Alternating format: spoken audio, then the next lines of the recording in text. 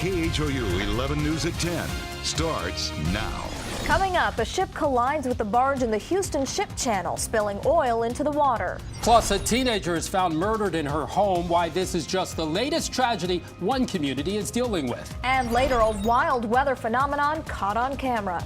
But we begin with that collision on the water that's leaking oil into the Houston Ship Channel. It's also created some problems for people near the Texas City dike. Tim Wetzel is live at the scene with the latest on this developing story. Tim. Rick, the Coast Guard just wrapped up a news conference a few minutes ago. They're telling us it is too early to tell what caused this crash between a barge and a cargo ship. Right now, they're worried about a huge mess that was left behind when thousands of gallons of oil spilled into the water. Tonight, frantic efforts are underway to stop a barge filled with nearly 1 million gallons of oil from leaking into the Houston Ship Channel. The barge collided with the cargo ship Summer Wind. Aerial pictures from the Coast Guard show a huge slick of oil on top of the water. It's an extremely serious spill. This is a persistent oil. There's a large quantity. It will spread. People should be aware of that and not expect that it will be simply or easily remedied. This will take time. So far, the Coast Guard says 160,000 gallons of oil have spilled. Crews are pumping the remaining oil out of the barge and putting booms around sensitive areas. Jim Guidry is with the barge operator Kirby Inland Marine. As a citizen and resident of the Bay Area, we are very concerned about the incident and concerned about the effective cleanup and protection of the environment and the people around the bay. 2 crew members on board the barge were hospitalized after being exposed to poisonous hydrogen sulfide fumes. Oh my gosh, a sinking ship. Cell phone video from an eyewitness on a nearby boat shows the scene moments after the collision. Authorities closed parks close to the leak. Now it's going to be shut down for a couple hours, okay? And shut down the 5-mile-long Texas City dike, cutting short the day for fishermen. I guess there's no fishing for me today then. But it will be a long night for environmental crews as they work to minimize what could be a major environmental hazard. And authorities continue to monitor the air quality in Texas City. They've also closed the Bolivar Ferry for this evening because of that spill. Now, this is the second boat collision we've had in the Houston Ship Channel in less than a week. And coming up in about 30 minutes, hear what the Coast Guard says about fog in the area. We're live in Texas City. Tim Wetzel, KHOU 11 News. All right, Tim, thank you. Tim just mentioned the fog. Mario here now with more on what the weather could mean for this situation. Yeah, it's been very foggy for almost a couple of days there. The sea fog has been dense. A quarter-mile visibility is certainly something that we're going to look into. And you just heard right there in our report that could have been a contributing factor to this crash. Light rain is something we're watching for the rest of the weekend. It's been kind of a mixed bag, up to 80 today. Notice the hill country, there are some showers forming. They're moving along I-10 and along 290. Some lighter showers up to the north of town right now in the Trinity area, and as well as Walker County, drifting across into Corrigan. But here in Houston, it's the end of the rodeo tomorrow, so take advantage of what's left of it because we've got some rain on tap tomorrow and a much cooler day than the 80-degree day we had this afternoon. We also have some showers on tap. I'll talk more about what is going to be a very nice ending to the rodeo with the Zach Brown Band in town tomorrow night. Unfortunately, there could be some showers, so take some rain gear along as we see the end of the rodeo here in Houston. We have a little change at play. Thank you, Yes, we Mario. do. Well, this is video captured from a TransStar camera this evening showing a burning vehicle on the East Sam Houston Tollway northbound at Preston. No word on how that vehicle caught fire, no word on any injuries yet. Firefighters were able to get the blaze under control at around 10 o'clock. Police are looking for this man, Uver Organ Reyes, in connection with the murder of Marlon Castaneda yesterday at a warehouse in Sugar Land. Castaneda was shot and killed around 9 a.m. at Global Casework Manufacturing, where he worked. Surveillance video shows 2 men arguing with Castaneda and later fleeing the scene. If you have any information about this case, you are asked to call Sugar Land PD or Fort Bend County Crime Stoppers. Right now, firefighters are battling heavy winds in a recycling plant fire. Now, it's going on at the West Park Consumer site off the Southwest Freeway at Chimney Rock. Firefighters have been fighting heavy smoke since 6:30. The fire chief on scene says crews pulled out several pallets of paper before dousing them with water. So far, no one has been hurt, and crews still don't know what caused it. Now to the latest on that missing Malaysia Airlines flight. It disappeared more than 2 weeks ago, and the search for clues remains a global effort. Australia and China have both released satellite images of debris, but so far, authorities have turned up nothing. Scott Thompson has the latest on this investigation. China has released a new satellite image of what appears to be a large floating object in the southern Indian Ocean. The image was captured 4 days ago. The object was about 77 miles from the spot where Australian satellite images also captured objects that could be related to the missing plane. Though search crews have turned up nothing in the area, leaders remain cautiously optimistic. It is the most promising lead that's available internationally, but there are any number of other explanations about what might have been sighted as a result of this satellite imagery. The floating object in the Chinese satellite image is about 74 feet by 43 feet, giving some experts cause to question whether the debris came from the missing airplane. It actually looks to be too big to be part of the airplane. There's no part of the airplane that's that wide. Malaysian authorities say that they searched 10,500 square nautical miles Saturday. 3 military jets and 2 civilian jets participated in the search. Though the civilian jets don't have a radar, authorities are not downplaying their role. It is more likely that a pair of eyes are going to identify something floating in the ocean than much of the technical equipment that's on board the aircraft. And with rescue efforts heading into a third week, officials are desperate to find anything that will lead them to the missing plane. I'm Scott Thompson reporting. And that search also continued along the northern corridor with little success. All 7 countries in that region claim the plane never turned up on their radar. Now to the latest on a homicide investigation in Pearland. The victim was a teenager found murdered in her home, and it's sparking fears in a quiet, gated community. Police are being tight-lipped right now, but a counselor at her high school is speaking out about the tragedy. Jacqueline Crea has more. She was a small, little, sweet person. Dawson High School counselor Brenda Laird found out the disturbing news this morning that a student was murdered Friday afternoon. And it just kind of took my breath away to think that a member of our family, because that's what we are at Dawson. You know, we're a close-knit faculty and with our students. So. Pearland police confirmed that 16-year-old Ariana Hill was found dead in her home inside this gated community. The woman and homeowner who found Ariana called 911. Police got to the home just after 5 p.m. It kind of made me wonder if it was somebody that she knew, and that was even a more very sad thought. To think that that could happen to that sweet girl right at the end of the school year. While it's a very different situation, this will be the second tragic loss here at Dawson High School. Recently, a student lost her battle with leukemia. 2 lives lost from our family. My thoughts and prayers are with her family. I can't even imagine having to deal with this kind of situation, and just to think of her. Offer up your prayers. On Monday, students will see something all too familiar on their campus. That and being in the counseling office, there'll be counselors available, you know, for all the students. Anyone with information that could help solve this crime and bring Ariana and her family justice is urged to call Brazoria County Crime Stoppers. Jacqueline Crea, KHOU 11 News. 1 person is dead after a suspected drunk driver rams into a car on the East Loop. It happened early this morning next to the Ship Channel Bridge. Police say a car lost control, hit the wall, and spun into traffic. That's when a suspected drunk driver in a Jeep could not stop in time and slammed into the car. The car's driver was killed. Her passenger is in stable condition at an area hospital. The driver of the Jeep was not injured and was found to be intoxicated. DWI charges right now are pending. Any further charges will be a result of further investigation.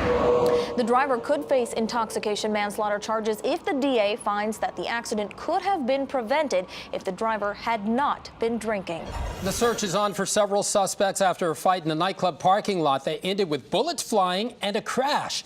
It all started early this morning at the Boss nightclub on FM 1960 at TC Jester. 2 groups were fighting there when someone started shooting. Then they all took off in their cars, still shooting at one another. One of the suspects in a green car ended up sideswiping an innocent bystander and flipping into a parking lot. Now, the suspects ditched the car and ran off. Amazingly, after all that chaos, no one was hurt, including the innocent bystander. Always comes too soon. It is your last weekend to enjoy the rodeo, and a crowd favorite was back. You crossed the line too many times. I'm gonna put you in your place. Hey, Super Country siblings, the band Perry made their third consecutive appearance at the rodeo. They sang all their hits, including If I Die Young, Done, and Don't Let Me Be Lonely. Tomorrow, the Zac Brown Band takes the stage and wraps up the festivities. Always go out with a bang. Now to another major event at the rodeo today, the auction of the champion steer. And this year's winner brought in more cash than most people would pay for a home. The Houston Livestock Show and Rodeo is about more than just good fun, good food, and good sounds.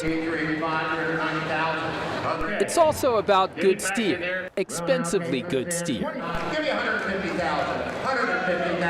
That's right, we're talking tens of thousands of dollars for one of these. Ty Hoffer tried to stay in the game until the game became a bit too pricey. Nicole Badal and her crew were first-year buyers. We see a lot that we like, but we just can't afford it yet. Very few could afford what this beast fetched, a whopping $400,000, making him top steer in show. The runner-up, nicknamed Darth Vader, reeled in a respectable $210,000. And as for his teenage handler, oh, I just think keep them coming, you know. Why stop? A chance to reel in some much-needed college scholarship money, something the contest provides every year. It's a once-in-a-lifetime opportunity right here, you know. This doesn't happen to many kids, and I'm fortunate to have it happen to me. Had them for just about a year now, and then watching them leave, you know, that's hard. You build up all year long, getting to be in his prime for that, right there in the spotlight. And what a spotlight it was. Congratulations to him. The all-time record, by the way, was set back in 2002. That year's champion steer was sold for a mere $600,000. What a bargain. Wow, all right. Well, coming up, firefighters catch a whirlwind of fire on video. There's nothing we can do except get out of the way and wait for it to calm down. The wicked weather that forced firefighters to run for their lives. Plus, the amazing response from a father who left his baby alone in a car for 8 hours. But first, Russia completes its takeover of Crimea as the world waits to see what this means for its conflict with the nation of Ukraine. Russian forces are now in control of the last major Ukrainian military facility in Crimea. Troops seized control today, 1 week after residents in Crimea voted to join Russia. Omar Villafranca has the very latest. Pro-Russian forces used a tank to smash through the front gate of the Belbek air base, ending a tense week-long blockade. They also used stun guns and flash grenades, then disabled the base's closed-circuit television camera. Ukrainian troops offered little resistance. After the invasion, they laid down their weapons and sang the Ukrainian national anthem. Earlier, the Russians took control of Ukraine's only submarine.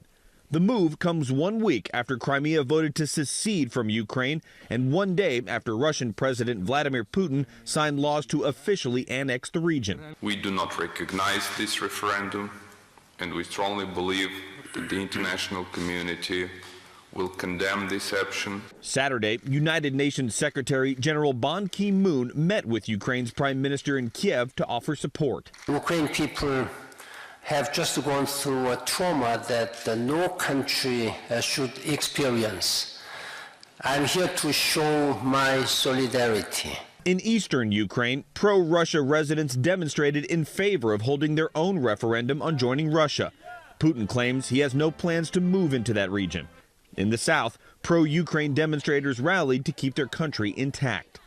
Omar Villafranca, KHOU 11 News. A baby girl in Seattle is safe in her mother's arms again after her father left her alone in a car for almost 8 hours. Matt Still dropped his other kids off at daycare but forgot about the baby in the back seat of his car. Later, Mom came to pick up the kids and realized her baby wasn't there. So she called police, who broke into the car to get the baby out. How did you forget your own child in the back seat? I don't have an explanation for that. They're not arresting me. I guess you should ask them.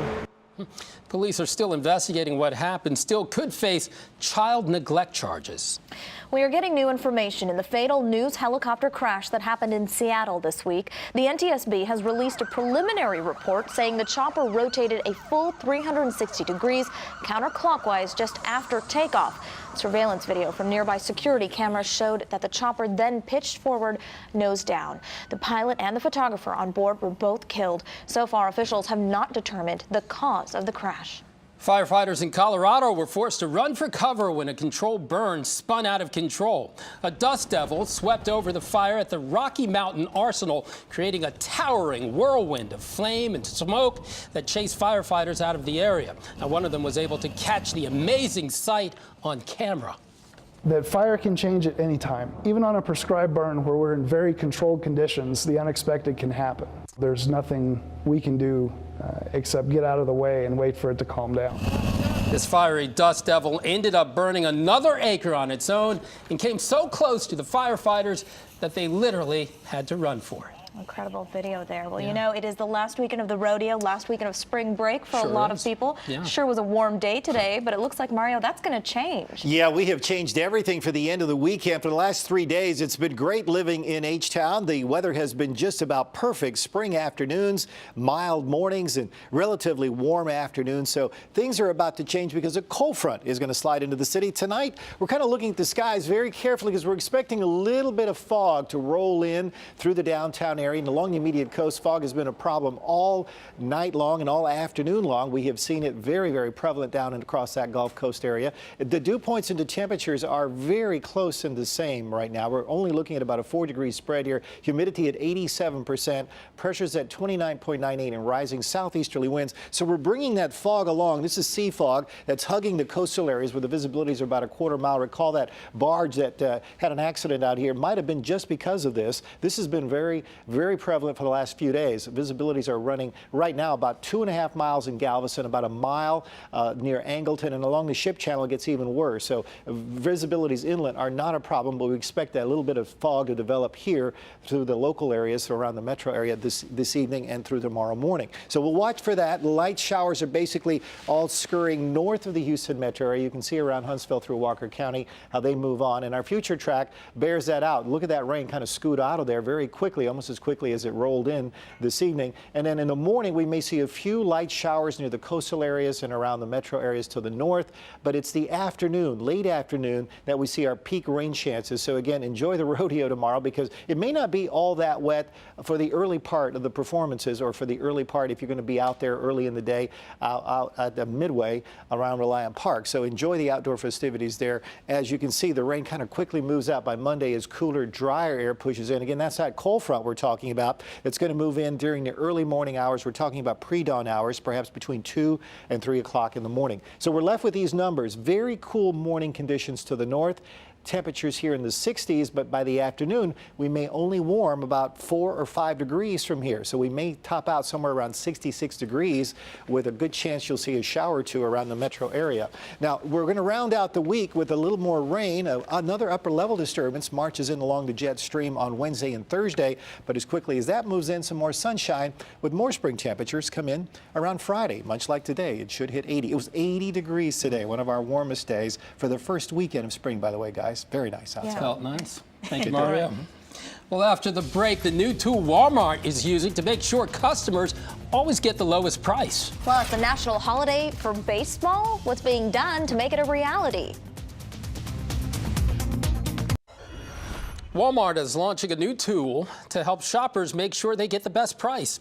It's called Savings Catcher, and for now, it's only available in select cities, although it's not in Houston yet. Now, here's how it works. All you have to do is enter your receipt number online. Then Walmart checks advertised prices in your area. If the Savings Catcher finds a lower price than what you paid, Walmart will give you the difference on an e-gift card.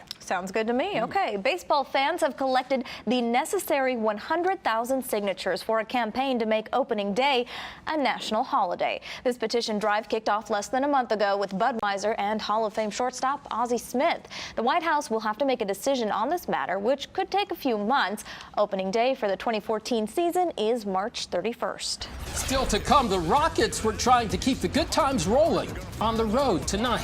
And the March Madness continues with yet another upset. Matt's up next with sports.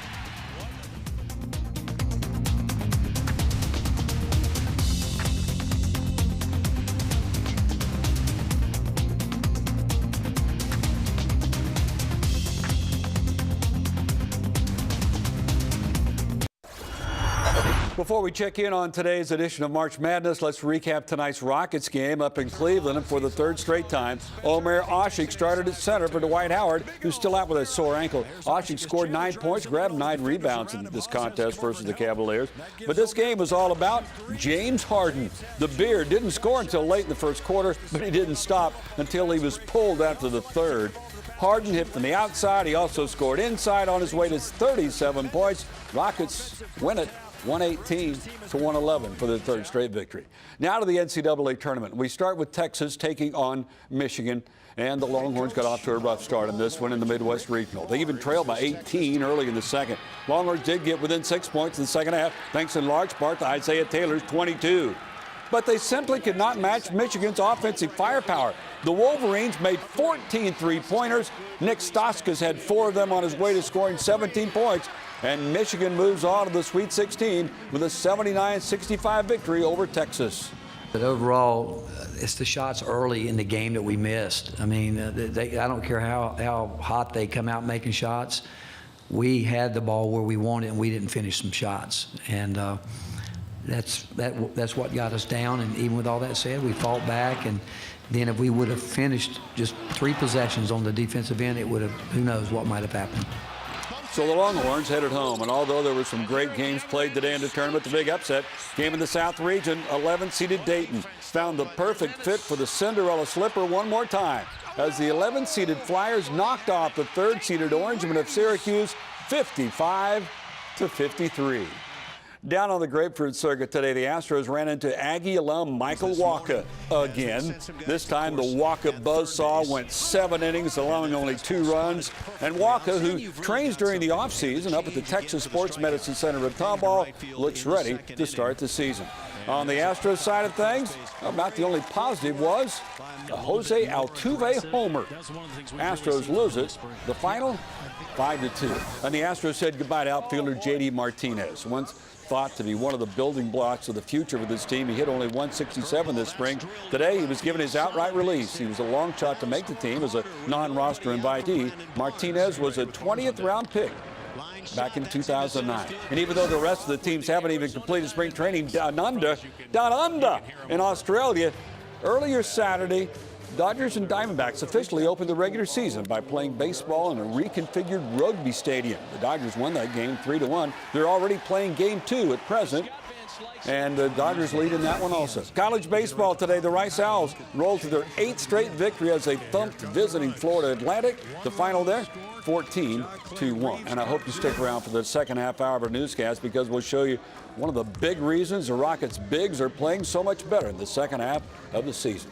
That's it for sports, guys. All right. See you in about 20 minutes. Can't wait to see that. Thanks, Matt. Coming up, a North Texas football coach in jail accused of disturbing breach of trust involving his coworkers. But first, 2 fires overnight, the grisly discovery that got homicide involved. Live, KHOU 11 News at 10 Extra starts now. Now to an update on that situation in the Houston Ship Channel. A barge and a ship collided, causing oil to leak into the water. Tim Wetzel is live with the very latest. Yeah, guys, we are outside the Texas City Coast Guard offices. It's sort of the command post, and they're going to be here throughout the night dealing with what looks like a major environmental problem. Here's the latest video from the scene. It's just off the Texas City Dike. Right now, there is a frantic effort going on to remove the oil in this barge and try to contain the amount that is leaked into the water. They believe some 160,000 gallons of oil has spilled out into the ship channel. Here's what happened. Around 1:30 this afternoon, the large cargo ship Summer Wind, it's called, collided with a barge carrying 1 million gallons of oil. The Coast Guard is looking right now to try to find out what caused this collision.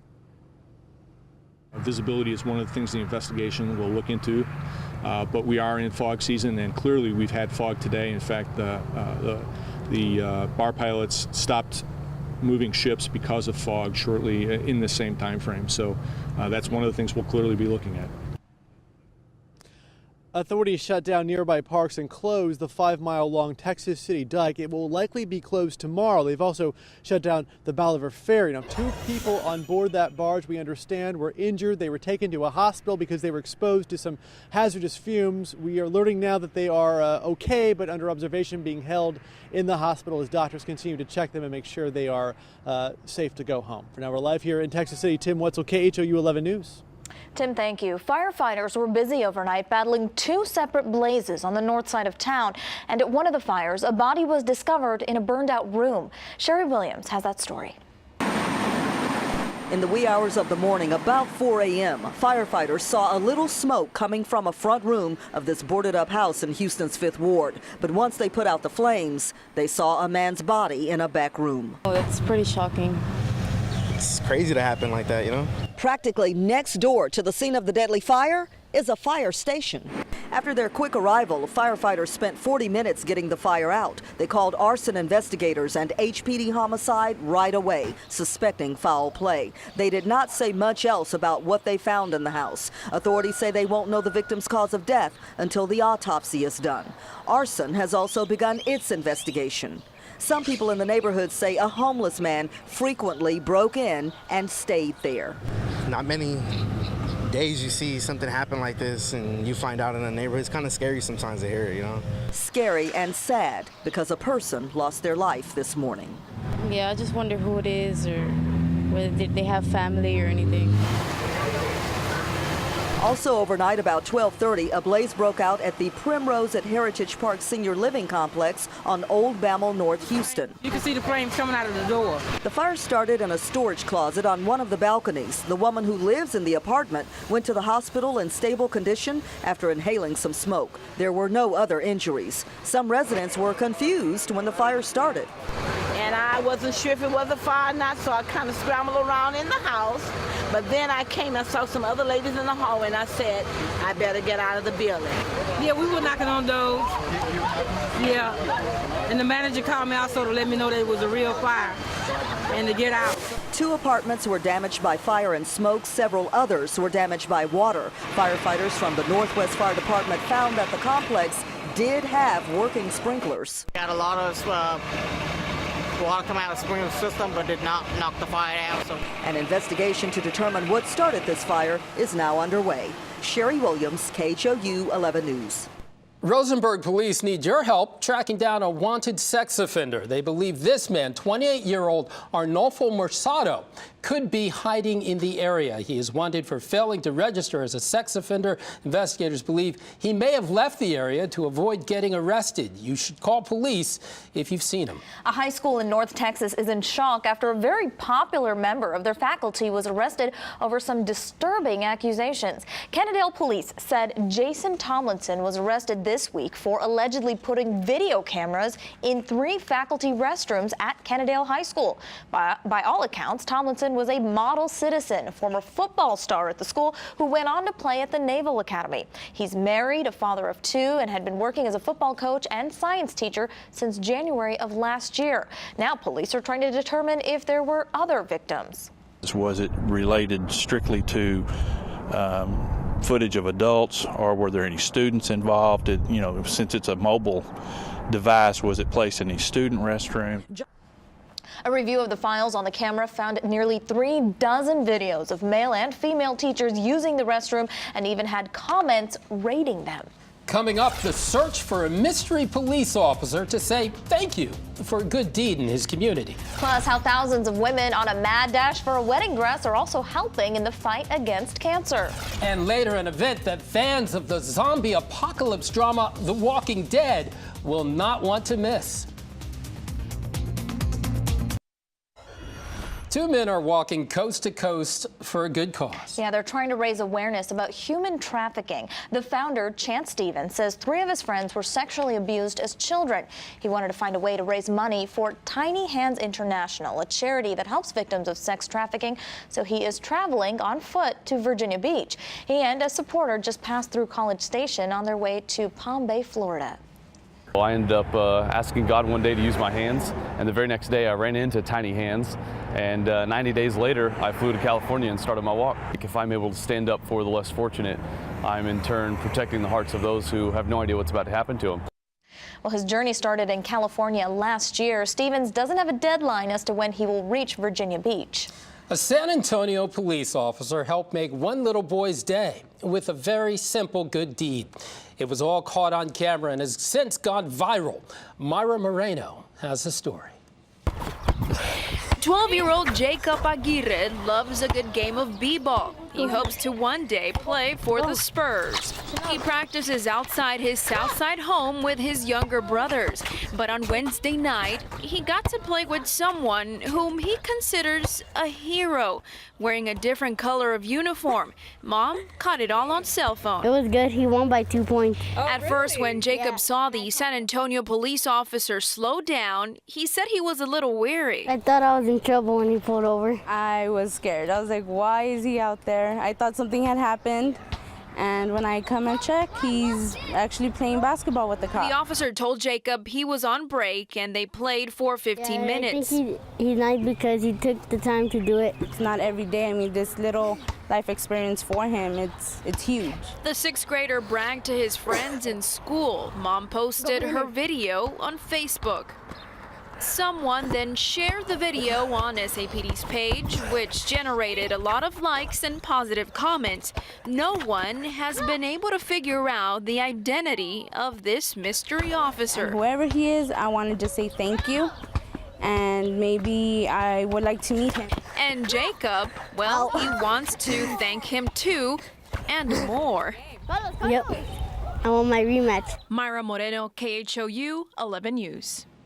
Well, the officer came forward and says he was paying it forward by playing the game during his break. No word on whether or not he'll have a rematch with Jacob. Well, Jacob certainly wants that, right? Yeah, he certainly does. Well, it was a nice warm day outside to play basketball or just spend a day out with family. Mario, what's it going to look like tomorrow? Yeah, you know, it all ends tonight because tomorrow, Reka, we are back to wintertime around the Houston. Well, not quite, but you will need some jackets, maybe some rain protection. Overnights are expected to drop into the 40s by Monday night, Tuesday night, and Wednesday. And tomorrow it looks like the patchy fog and maybe even the rain might get in the way of an otherwise beautiful ending to the weekend. We do have a better chance of rain, mainly because of this, a cool front that's going to enter the weather picture. It's been stalled across the north central part of the state all day long today. But once it gets here, and it's going to happen right after midnight, we're going to see these numbers. Look at where we were today at 80, almost a 15-degree drop in temperatures. We stay in that general realm right through Monday and then slowly rise before another weather disturbance brings the temperatures down and brings some rain with it right around Wednesday and Thursday.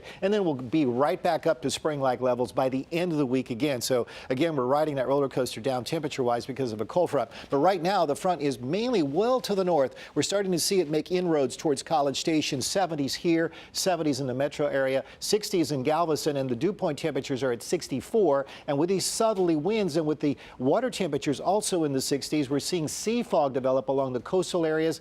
And with all that moisture pulling up out of the Gulf of Mexico, we could see up to 1/3 of an inch of rainfall around Metro Houston. That will make your garden grow for sure coming up this springtime. We're into the first weekend of spring. And again, that fog is very prevalent along the entire coast from the Sabine all the way back towards Matagorda Bay. There is a dense fog advisory. Again, you recall that story we had about the barge. It might have been because of this. Visibilities have now dropped to half a mile in Galveston, but they were a 1/4 mile earlier in the morning, 3/4 of a mile in Angleton, and 3/4 firefighters, also very consistent. Just by the way, this is what it looks like in Galveston right now. This is Moody Gardens. There should be a pyramid right here. You might see the light at the top of the pyramid, but that's all you're going to see because of how dense the fog is. This is a look at West Bay, where it is 63. Now, let's take a look at the weather forecast, because once again, we'll start off maybe with some patchy fog in the morning, but as the rain comes down, so will the fog. The fog will kind of lift across the area. We'll see it dissipate, and then we'll see showers Sunday, Monday, perhaps into Sunday evening as well. And on Tuesday, we'll see the return of the sunshine. Temperatures for the most part will be in the 60s with our overnight lows, as we said. Pull the jackets out again. Springtime just doesn't want to seem to come in. Another thing that's been very prevalent is the fact that we've had so few tornadoes.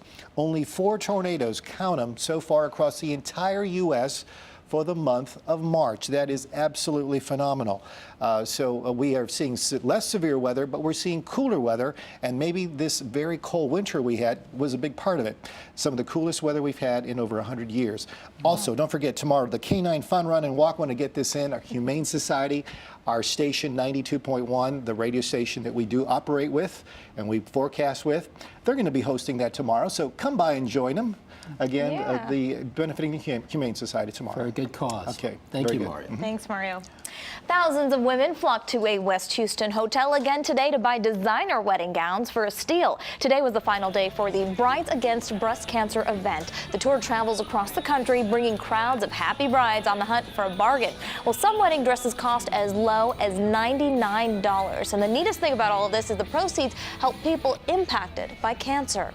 It's my first time trying on dresses, so it's a good opportunity to try on a lot of different styles, and it's a good cause. Yes, I've had a great aunt that passed away of cancer, so it's kind of a way for her to be here with me today, too. Well, no surprise here. Today's event was sold out. The Brides Against Breast Cancer event will donate more than $2 million to various cancer charities. Kids in the Gulfton area have a new nature playground. Mayor Parker helped unveil it at the Gabriela Mistral Center today. Now, the nature playground will help children who wouldn't normally get the chance to learn from an outdoor garden. It will house an indoor classroom where they will learn greening techniques from the Franklin Park Conservatory and Botanical Gardens. The U.S. Conference of Mayors and Scotts Miracle-Gro know that when we do something in Houston, you said go big and go home. Absolutely. We can turn out the volunteers, and that really makes the difference. The city of Houston also received a $40,000 grant from Scotts Miracle-Gro to help maintain the garden. Very neat. All right, just ahead, Matt takes us inside one of Akeem Olajuwon's mentoring sessions with the Rockets. And would you survive a zombie apocalypse? Now you could get a chance to find out. Now recapping some of today's NCAA tournament action, the Texas Longhorns took on Michigan in the Midwest Regional with a berth into the Sweet 16 on the line. The Longhorns just got off to a horrific start. They trailed by as many as 18 early in the second before fighting back to within 6 points in the second half, but they could never get the Wolverines' long-range shooters under control. They made 14 three-pointers on the day, and Michigan eliminates Texas 70-65. In the upset of the day, the 11th-seeded Dayton Flyers upended the 3rd-seeded Orangemen of Syracuse in the South Regional. Dayton wins 55-53 to advance into the Sweet 16 for the first time in 3 decades. The Rockets were shooting for their 3rd straight win tonight as they took on the Cavaliers up in Cleveland, and with Dwight Howard on the bench for the 3rd straight game due to his sore ankle, Omer Ashi got the start, but James Harden was the star of the night. The Beard scored 37 points, didn't even play in the 1st quarter, and the Rockets topped the Cavs 118-111. As this NBA season has moved along, you'll notice the Rockets' big men have been playing better and better. And believe me, it's not a coincidence that they have a Hall of Fame big man as their coach and a Hall of Fame center as their mentor. For T. Jones, all the way to the basket for the alley-oop. Whenever you see second-year power forward Terrence Jones make one of those wow, where did that come from moves, it pays to know that the 6'9" Jones is being tutored on a regular basis by Hall of Fame center Akeem Olajuwon. And he just teaches so much to me, Dwight, all the bigs, and just has so much knowledge being a Hall of Fame player he is, being the best player when it comes to being down in the post to me. So, it's just an honor to be working with him. He can still hoop, right? For sure. He still moves real well. It's crazy. And now that Omer Ashik is getting more playing time, as the team continues to be cautious with Dwight Howard's sore ankle, Ashik says he's really benefiting from Akeem's on-the-court advice.